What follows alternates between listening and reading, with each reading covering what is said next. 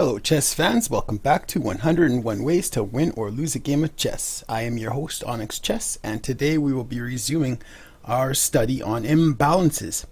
This is going to be part 3, king safety, and let's get into it. Black played some funny business here. Okay, we certainly like to value and champion thinking for ourselves and playing our own moves and depending on our own understandings and creativity and everything else. Certainly there's a place to play outside of the rules, but if you're going to play outside of the rules, we say it needs to be justified. So if you're going to break fundamental opening theory, there's got to be a good reason for it. Alright, your list should be long. The points should be valid. Okay. Here we saw black play something very strange. Very strange. To see this at near 2000 level is odd.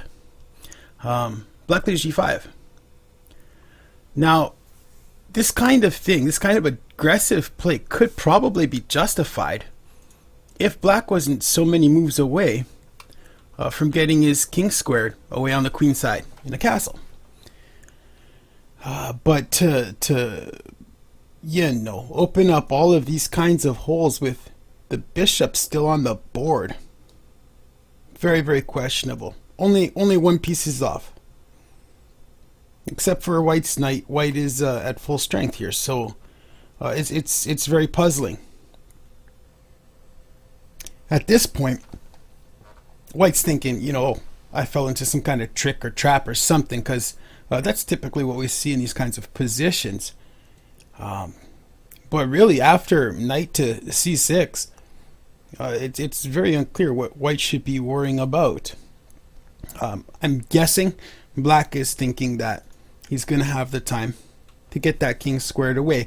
And even that plan is questionable because, open files aimed at castles with both rooks on the board in concert and cooperation with bishops that may or may not be looking straight at the castle immediately, if not in a few moves, are no problem there. We'd welcome this kind of a setup in any variation. So it's very puzzling, especially at a near 2000 level, to see this kind of play. Nonetheless, maybe white needs to be sharp here.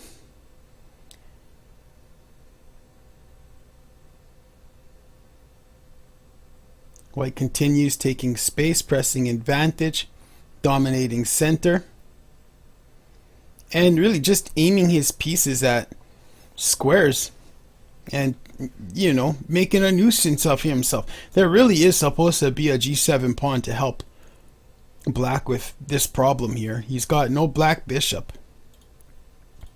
to really counter this.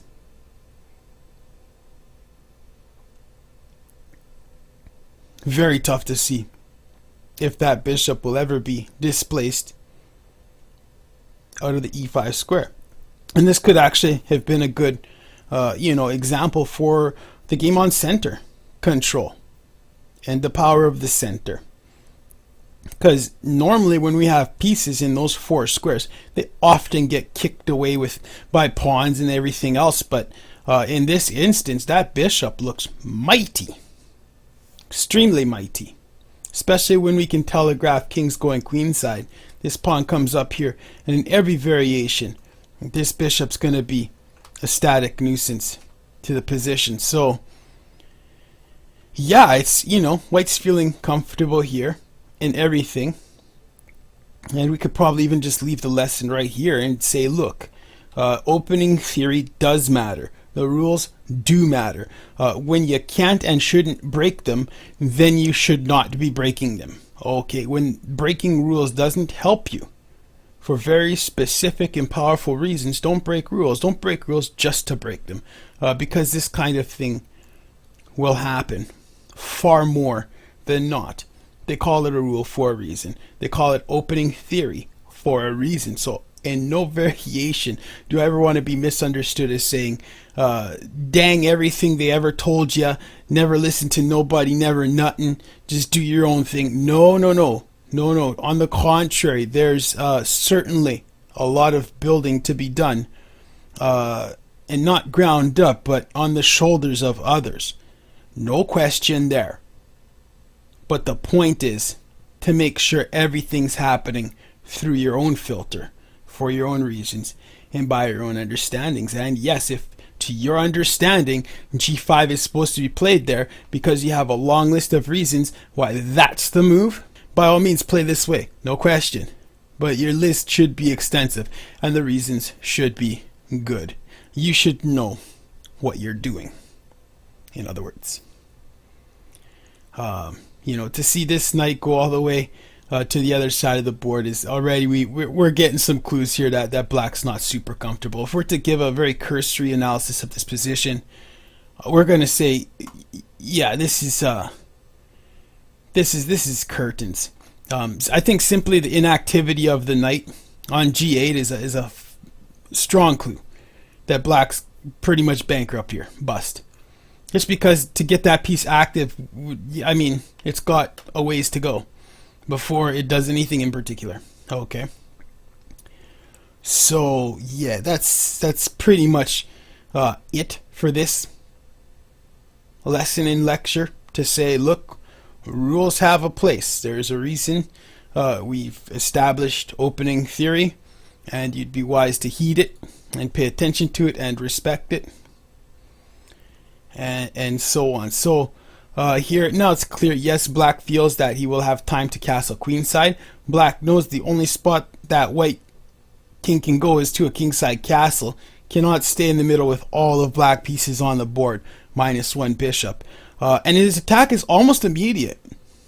You know, those pawns are 3 moves away from making contact, from two or three moves away from making contact. So it's not like black was completely out to lunch.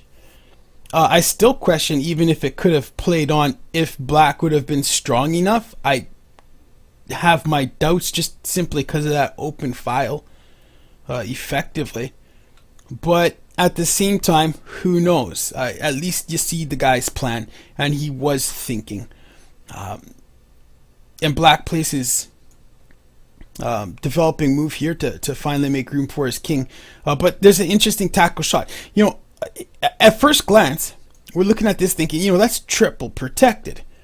So, of course, king's going to make it to the castle. There's no problem there. But when we check the tactics, we find distractionary themes going on here. For instance, bishop takes. If queen takes, then, of course, just bishop takes knight, threatening the rook. And, you know, knight takes bishop, queen takes knight. And, again, there's nothing in this position for white to worry about whatsoever. He's a piece up, and good to go.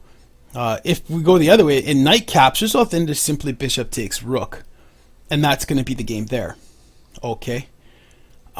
So again, there's nothing really for black to do but to take with his king.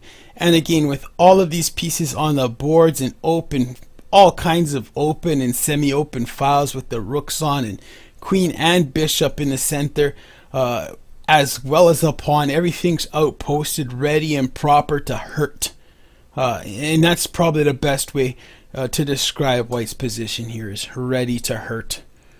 I mean, we could, you know, play on and look at this and, you know, go through everything, but, you know, I think it's quite clear that sometimes we want to really follow the rules and do things the way they should be done. This is Onyx Chess. Thank you for stopping in. May you see the board good, and may your pieces find very good squares.